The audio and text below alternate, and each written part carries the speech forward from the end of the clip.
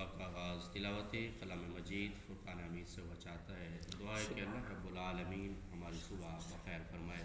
آمین. اس کلام الہی کے وسیلہ سے اللہ ہم سب کے گناہ صغیرہ و کبیرہ معاف فرمائے. آمین. سورۃ بنی اسرائیل کی آیت مقدسہ 48 مکمل ہوئی اور آیت نمبر 49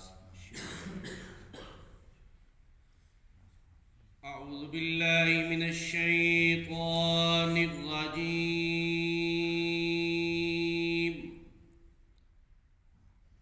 بسم اللہ الرحمن الرحیم.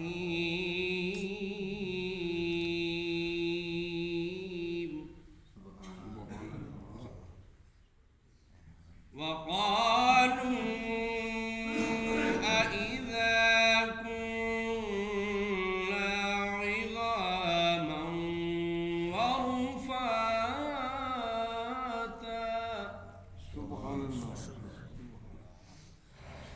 ورفاتا أئنا لمبعوثون خلقا جديدا.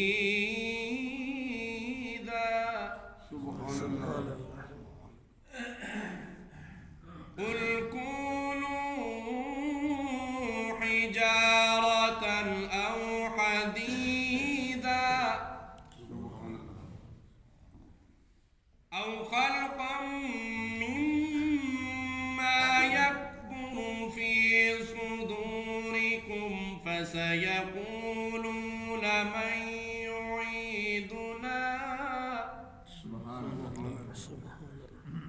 قل الذي فطركم أول مرة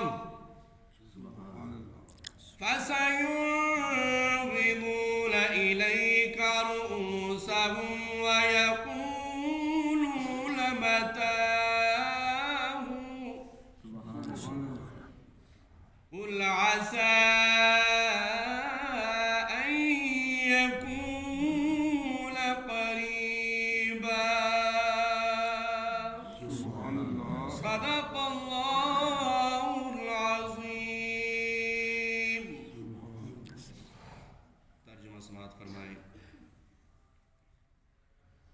اور وہ کہتے ہیں کہ ہم کیسے زندہ ہوں گے جب ہماری ہڈیاں ہو جائیں گی، ہم ریزہ ریزہ ہو جائیں گے. ہم دوبارہ نئے سرے سے پھر کس طرح پیدا ہوں گے؟ حبیب آپ فرما دیجئے تم ہو جاؤ پتھر یا ہو جاؤ تم لوہا. اللہ رب العالمین تمہیں پیدا فرمائے گا اگر تم ہو جاؤ جو تمہارے دلوں کے اندر سب سے کوئی بڑی مخلوق ہے ان جیسے. پس وہ کہتے ہیں ہم کیسے لوٹائے جائیں گے اور کب ہم لوٹیں گے؟ اے حبیب آپ فرما دیجئے کہ جس نے تمہیں پہلی مرتبہ پیدا کیا ہے پس وہ پھر بھی دوبارہ تمہیں پیدا کرنے پر قادر ہے. پس وہ آپ کی طرف کان لگا کر کہتے ہیں مذاق کے طور پر کہ بتاؤ تو صحیح وہ کب آئے گا دن؟ اے حبیب آپ فرما دیجئے بس وہ قریب ہی ہے. امین محترم، ان آیات مقدسہ کے اندر مشرکین کفار کے اعتراض کا اللہ نے جواب دیا ہے. جس وقت انہیں یہ کہا گیا کہ تم نے موت کے بعد پھر دوبارہ تم نے زندہ ہونا ہے. ہمارا ایمان ہے، ہمارا عقیدہ ہے کہ مرنے کے بعد انسان پھر دوبارہ زندہ ہوگا.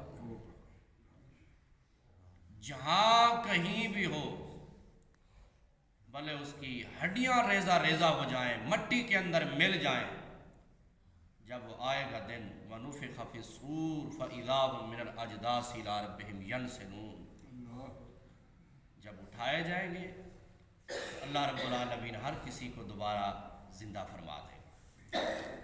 انہوں نے کہا یہ کیسے ہو سکتا ہے؟ اعتراض کیا انہوں نے کہ بندہ مر جائے، جسم اس کا ختم ہو جائے، مٹی اسے کھا جائے یا ہڈیاں اس کی ریزہ ریزہ ہو جائیں، بھلا یہ ماننے کی بات ہے کہ بندہ پھر دوبارہ زندہ ہو جائے؟ یہ کیسے ہو سکتا ہے؟ وقالوا اذا كنا عظاما ورفاتا ائنا لمبعوثون خلقا جديدا، کہنے لگے یہ کیسا ہو سکتا ہے کہ ہماری ہڈیاں گل جائیں، ریزہ ریزہ ہو جائیں اور پھر دوبارہ ہم زندہ ہوں، نئے سرے سے دوبارہ زندہ۔ قل کونوا حجارتا او حدیدا، اے حبیب انہیں فرما دیجئے کہ تم ہو جاؤ پتھر یا تم ہو جاؤ لوہا۔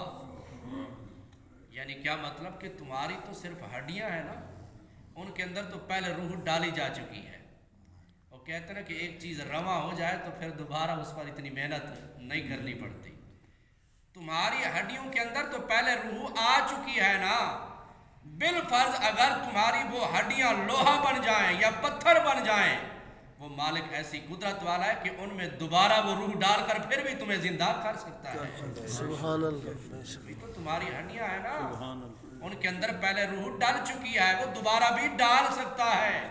اگر اس طرح نہ ہو، لوہا یا پتھر بن جائیں، وہ مالک پھر بھی دوبارہ زندہ کرنے پر قادر ہے، وہ کر سکتا ہے۔ او خلق مما یکبر فی صدورکم، یا تمہارے دلوں کے اندر کوئی اس طرح کی مخلوق کا نظریہ ہے، خیال رکھتے ہو کہ جو بڑی مخلوق سخت ہو، فولاد قسم کی ہو، رب تعالیٰ نے فرمایا تم اس طرح کے بن جاؤ نا، پھر بھی وہ اللہ رب العالمین تمہیں زندہ کرنے پر قادر ہے۔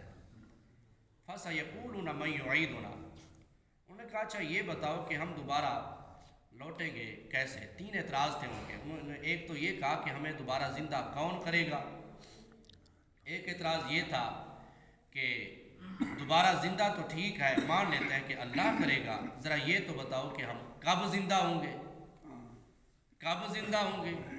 تیسرا اعتراض کس طرح زندہ ہوں گے۔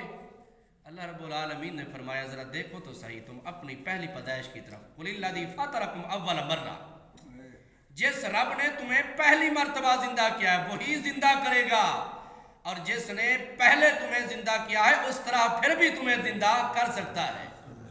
تم اپنی تخلیق کی طرف دیکھو، تم پہلے کیا تھے، کس طرح تھے؟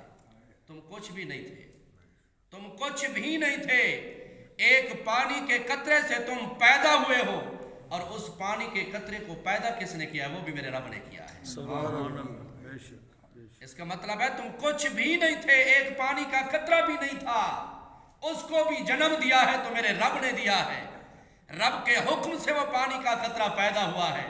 جب تو کچھ بھی نہیں تھا، تیرا نام نہیں تھا، تیرا نشان نہیں تھا، تو ایک قطرہ بھی نہیں تھا، نہ ہونے سے اس نے تجھے ایک قطرہ بنایا، پھر اس نے تجھے خون کی شکل میں لے آیا، پھر تجھے لوتھڑا بنایا، اور پھر تو حضرت انسان بنا۔